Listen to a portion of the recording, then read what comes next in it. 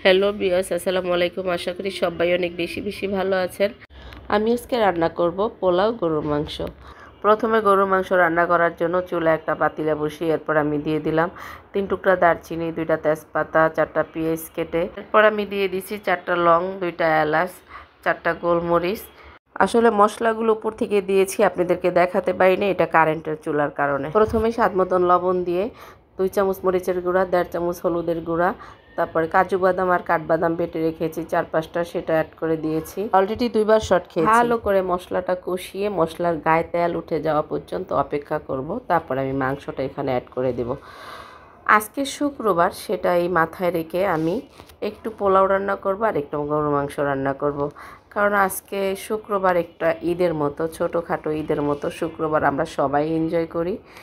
কম বেশি সামর্থ্য অনুযায়ী ভালো মন্দ সবারই খেতে ইচ্ছা করে। আমিও চেষ্টা করি যে একটু প্রতিদিনের চেয়ে একটু ভিন্ন রকম রান্নাবান্না করতে, সেটাই আপনাদের সাথে শেয়ার করছি।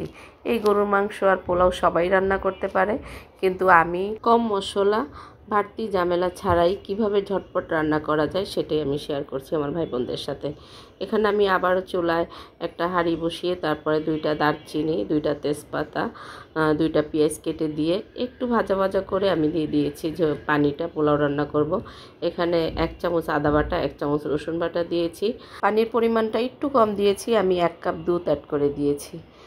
চালটা বলক আসার পরে আমি এখানে দিয়ে দিব ডিপে রাখা গাজর।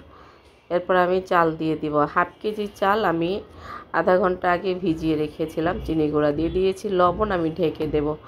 5 মিনিটের ভিতর দেখেন পানিটা টেনে একবারে ঝরঝরা হয়ে গেছে। আমি আরও 2-3 মিনিটের মতো চুলায় রাখবো। দিয়ে দিলাম কিছু কিশমিশ আর 2-3টা কাঁচামরিচ। পোলাও রান্না করতে কোনো ঝামেলা নেই, তাই না? আমি আরও 2-3 মিনিট দমে রেখে দেব, ঢাকা দিয়ে রাখবো। হয়ে গেছে আমার পোলাও রান্না করা।